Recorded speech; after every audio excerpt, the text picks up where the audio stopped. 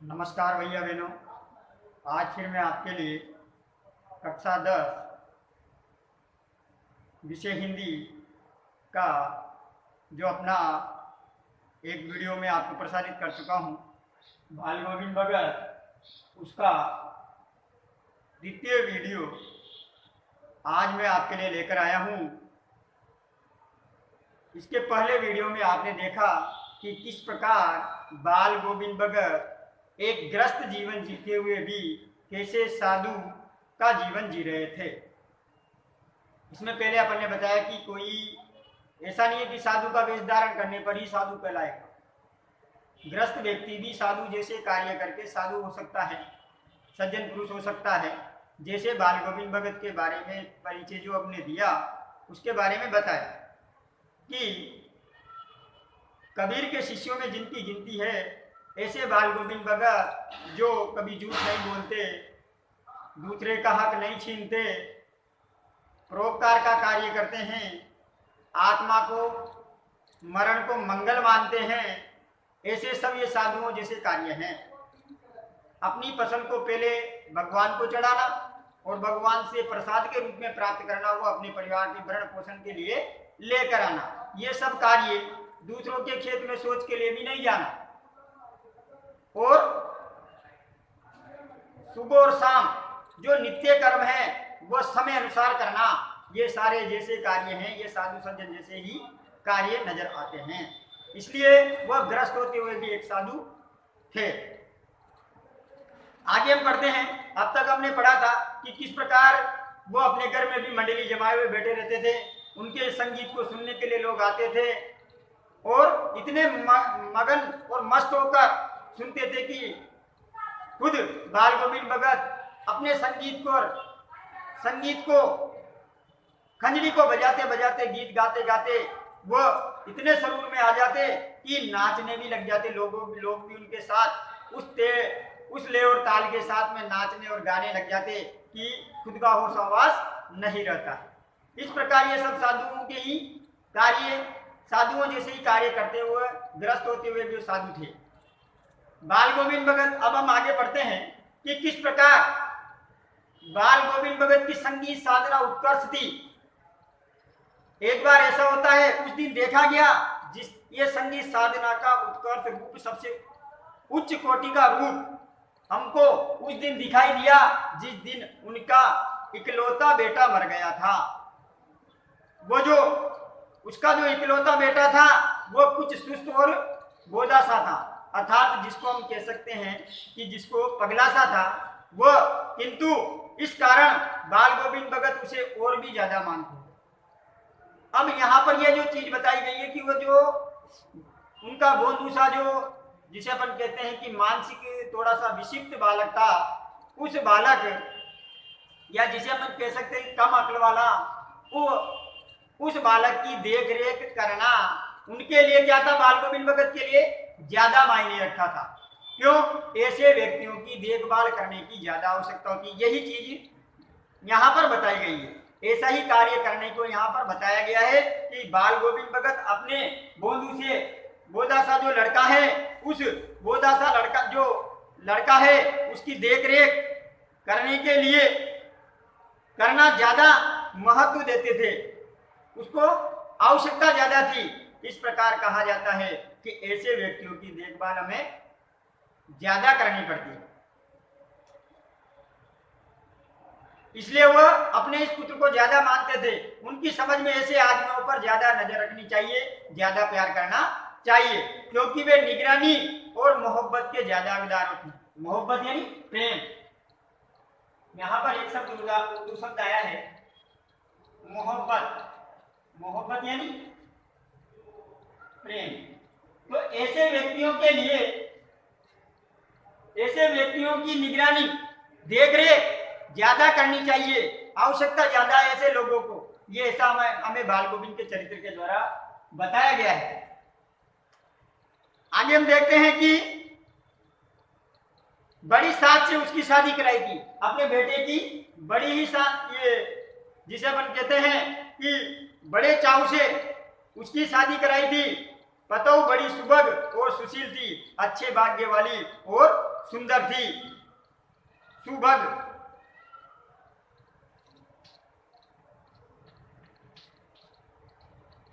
अच्छे भाग्य वाली या बड़े भाग्य वाली भी कह सकते हैं ना।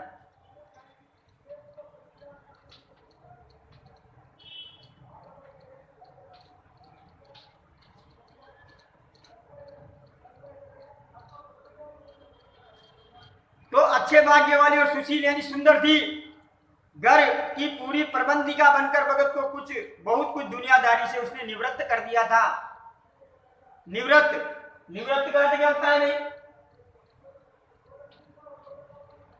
निवृत्त का अर्थ है निपटान।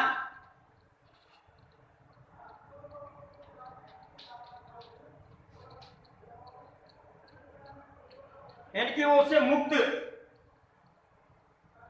कर दिया था। तो देखो किस प्रकार की प्रबंधिका बनकर आई थी, अपने पूरे घर का वो सार संभाल रखने वाली, प्रबंध करने वाली बनकर आई, और उसने उनका जो कुछ दुनियादारी से जो उसके काम थे उससे उनको मुक्त कर दिया था कि आप इनसे फ्री हो जाइए, मैं सब काम कर लूंगी। उसने जो बाल गोविंद भगत का बेटा बीमार है इसकी खबर रखने की लोगों को कहां फुर्सत है। अरे दुनिया वाले लोगों को इस बात की कहां फिक्र, कौन ध्यान रखे इस चीज का कि भाई बाल गोविंद भगत का बेटा भी बीमार है।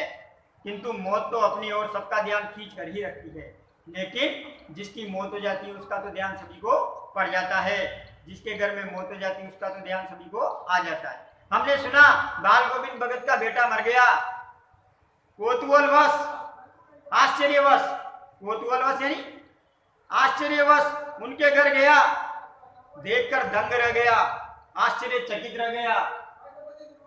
बेटे को आंगन में एक चटाई पर लिटाकर एक सफेद कपड़े से बाल गोविंद भगत ने ढक रखा है। वह कुछ फूल तो हमेशा ही रोकते रहते थे, उन फूलों में से कुछ तोड़कर उस पर बिखरा भी दिए, और जो बाल गोविंद भगत के बेटे को के मृत शरीर को जो लेटा कर रखा था, उस लिटाकर जो रखा हुआ था उस शरीर पर उन्होंने सफेद चादर से ढक रखा था उसको, और उसके ऊपर कुछ फूल बिखेर दिए थे, फूल और तुलसी दल भी।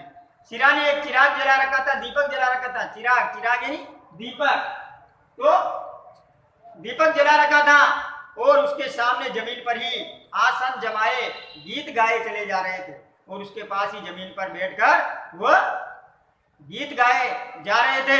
वही पुराना स्वर, वही पुरानी तल्लीनता, उस तल्लीनता के साथ में जैसे कुछ हुआ ही न। घर में पतौ रो रही थी, पतौ यानी कि बेटे की बहू,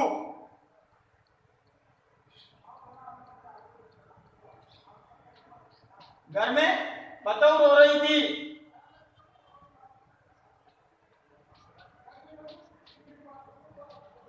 बेटे की बहू। तो यहां पर जो उनकी पतौ रो रही थी, उस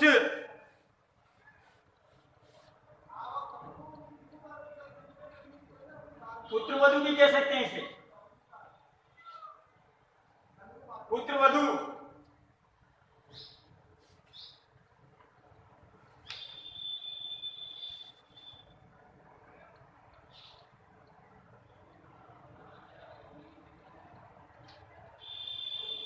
तो देखो किस प्रकार अपने बेटे, जो उसका अपना सगा बेटा था, वो एक उस बेटे की मृत शरीर के साथ वहां पर बैठकर दीपक जलाकर स्वर और गीत तल्लीनता के साथ वह गीत गाए जा रहे थे। गांव में स्त्रियां उस बाल गोविंद भगत के बेटे की बहू को चुप कराने की कोशिश कर रही थी, किंतु बाल गोविंद भगत गाए जा रहे थे। गाते गाते कभी पतौ के नजदीक भी जाते और उसे रोने के बदले उत्सव मनाने को कहते। अब मरने पर कौन उत्सव मनाता है, लेकिन साधु जो होता है वह खुशी में भी और गम में भी, यानी सुख में भी और दुख में एक समान रहता है, इसीलिए उसे साधु कहा जाता है। तो यहाँ पर बाल गोविंद भगत के द्वारा सुख और दुख में एक समान प्रतिक्रिया करना दिखाया गया है कि किस प्रकार वह अपनी रोती हुई पतों को कहते हैं उसके पास जाकर कि ये रोने का समय नहीं है, ये तो बल्ले उत्सव मनाने का समय है। आत्मा परमात्मा के पास चली गई। आत्मा इस शरीर को छोड़कर किसके पास चली गई है? परमात्मा में विलीन हो गई है। विरहणी अपने प्रेमी से जा मिली और मृत्यु को क्या बताया कि मरने के बाद में जिस प्रकार एक प्रेमी की प्रेमिका, यानी जिसे हम विरहणी कहते हैं, उसका पति प्रदेश चला जाता है, उसके वियोग में वो रोती रहती है, तो उसे विरहणी कहा जाता है। तो उस विरहिणी को वो मानो मरने के बाद कहां चली गई? अपनी प्रेमी से जा मिली है। किस प्रकार के उदाहरण यहाँ पर बाल गोविंद भगत के द्वारा दिए गए हैं। भला इससे बढ़कर आनंद की बात और क्या हो सकती है? मैं कभी कभी सोचता ये पागल तो नहीं हो गए, किंतु नहीं, वो जो कुछ कह रहे थे उनमें उनका विश्वास बोल रहा था। वो चरम विश्वास, यानी कि पूर्ण विश्वास हमेशा ही मृत्यु पर विजय होता आया है। और जिसके मन में यह डर न हो कभी कि भाई इन्होंने मरण को भी मंगल माना, उत्सव माना, आत्मा को परमात्मा का मिलन माना कि आत्मा परमात्मा से मिल जाती है। बेटे के क्रिया कर्म में तूल नहीं किया, ज्यादा तूल नहीं दिया उन्होंने, पतों से आग दिलाई। अब देखो हिंदू समाज में कभी भी पत्नी से आग नहीं दिलवाई जाती, लेकिन वो साधु थे ना, साधु जैसा व्यवहार कर रहे थे। उन्होंने क्या किया कि अपनी पतों से ही आग दिलवाई, यानी कि उसका अंतिम संस्कार करवाया। किंतु जो ही श्राद्ध की अवधि पूरी हो गई, पतों के भाई को बुलाकर उसके साथ कर दिया। अपने बेटे, ये जो उसकी पुत्रवधू थी, उसके भाई को बुलाया और उसके साथ कर दिया और आदेश देते हुए कहा कि इसकी दूसरी शादी कर दें। अब देखो, पहले दूसरा विवाह नहीं किया जाता था, पुनर्विवाह नहीं होता था, लेकिन इन्होंने उनके साथ कहा कि इसका दूसरा विवाह, पुनर्विवाह कर देना।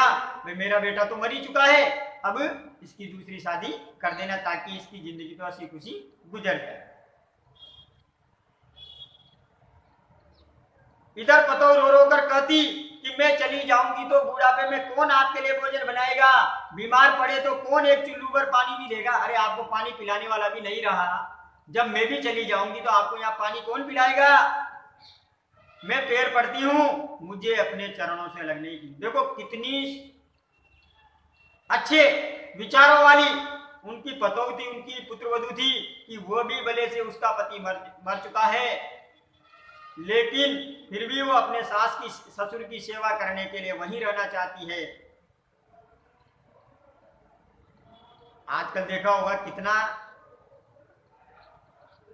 कितनी विचारधाराओं में परिवर्तन आया। आज की अगर मान लो किसी का पति मर जाता है तो तुरंत थोड़े ही दिनों बाद दूसरी शादी कर लेती है।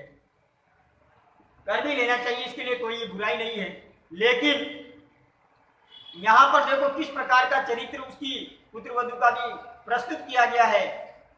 तो आगे कहते हैं, लेकिन भगत बाल गोविंद भगत का निर्णय अटल था। अटल यानी जिसको टाला ना जा सके। अटल का मतलब जिसे टाला ना जा सके।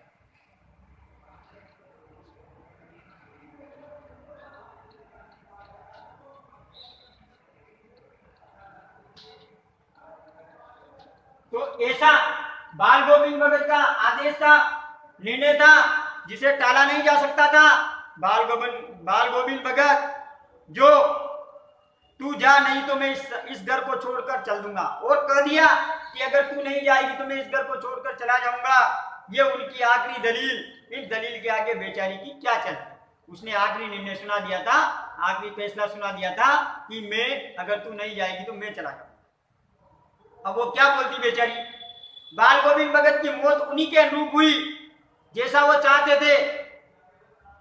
वो हर वर्ष गंगा स्नान करने जाते, स्नान पर उतनी आस्था नहीं रखते थे कि हाँ भाई नाने मैं गंगा स्नान करने जा रहा हूं। उनका जो विश्वास था वो तो था संत समागम, यानी कि लोगों के मिलने जुलने पर, संतों के मिलने पर, लोक दर्शन करने पर, लोगों के दर्शन करने पर। और वो पैदल ही जाते थे, करीब 30 कोस पर गंगा थी उनके। साधु को संबल लेने का क्या हक। अब वो साधु थे तो साधु को संबल सहारा लेने का क्या अधिकार।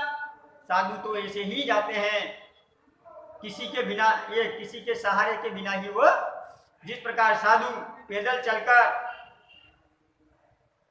रास्ते में और ग्रस्त किसी से भिक्षा क्यों मांगे? दोनों का मिश्रण था ना उनके अंदर। और ग्रस्त व्यक्ति थे, साधु होते तो मान लो पूर्णतः साधु होते तो वो भिक्षा मांगकर अपना कार्य चला लेते, लेकिन ग्रस्त भी थे इसलिए उन्होंने भिक्षा भी नहीं मांगी रास्ते में कई बार। अतः घर से खाकर चलते फिर घर पर ही लौटकर खाते, रास्ते भर खंजड़ी बजाते गाते, जहां प्यास लगती पानी पी लेते। 4-5 दिन आने जाने में लग जाते, किंतु इस लंबे उपवास में भी वो वही मस्ती थी उनके, यानी 4-5 दिन बिना भोजन के रहते, उपवास ही करते। अब बुढ़ापा आ गया था किंतु टेक वही जवानी वाली थी, अभी भी उनके मन में जो उमंग थी वह जवानी वाली थी। इस बार लौटे तो तबीयत कुछ सुस्त थी उनकी, गंगा स्नान करके लौटे तो तबीयत में उनकी ढीली हो गई। खाने पीने के बाद भी तबीयत नहीं सुधरी, थोड़ा बुखार आने लगा, किंतु नियम व्रत तो छोड़ने वाले नहीं थे। जो उन्होंने नियम व्रत बना रखा था कि वही सुबह 4 बजे उठना, स्नान करना, संध्या करना, भजन कीर्तन करना, पैदल चलना और लोगों के लिए भगवान के गीत गाना, ये सारी जो दिनचर्या थी उनकी, वो दिनचर्या उन्होंने नहीं छोड़ी। चाहे इतने बीमार, भले ही वो इतने बीमार पड़ गए, वही दोनों जून गीत, स्नान, ध्यान, खेती बाड़ी देखना, दोनों जून, दोनों समय, दोनों जून यानी दोनों समय। जून का मतलब क्या है यहाँ पर? समय, यानी कि दोनों समय सुबह और शाम वो गीत गाते रहते। और जब खाने पीने का ध्यान नहीं रखा उन्होंने तो धीरे धीरे उनका शरीर शिथिल होने लगा, दिन दिन उनका शरीर छीजने लगा, अर्थात कमजोर पड़ने लगा। लोगों ने नहाने धोने से मना किया, आराम करने को कहा, किंतु अस्कर टाल देते। उस दिन भी संध्या में गीत गाया उन्होंने, और किंतु मालूम होता जैसा उनका तागा टूट गया हो, माला एक एक कर दाना बिखरा हुआ हो।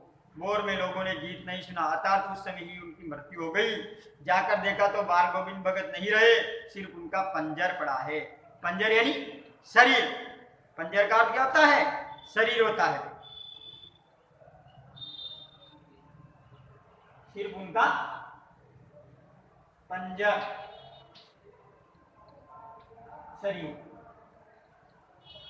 शरीर पड़ा हुआ है। और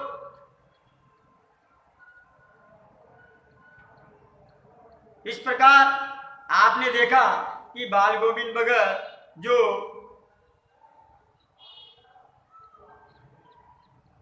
एक प्रकार के, यहां पर जो पहले इसमें देखा होगा आपने कि बोधा शब्द आया, यानी कि कम बुद्धि वाला,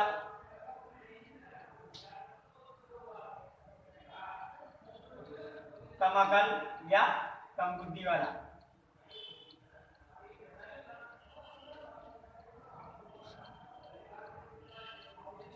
तो देखा आपने कि किस प्रकार बाल गोविंद भगत एक साधु और ग्रस्त जीवन के मिश्रण के साथ में किस प्रकार साधु का वेश धारण किया उन्होंने, किस प्रकार साधु जैसे कार्य किए। तो यहां पर हम कह सकते हैं कि बाल गोविंद भगत ग्रस्त होते हुए भी एक प्रकार के साधु ही थे, और साधु जैसे ही वो कार्य करते थे। कहने का अर्थ है कि साधु होने के लिए कोई ये जरूरी नहीं है कि साधु जैसा वेश धारण करो। हाँ, साधु जैसा कार्य, भलाई के कार्य करते हुए भी आप, ग्रस्त रहते हुए भी आप साधु बन सकते हो, साधु जैसा व्यवहार कर सकते हो। आशा है ये अध्याय आपको पसंद आया होगा और अच्छा लगा होगा। अच्छा लगा हो तो लाइक करिए, सब्सक्राइब कीजिए। धन्यवाद। मिलेंगे अगले वीडियो में।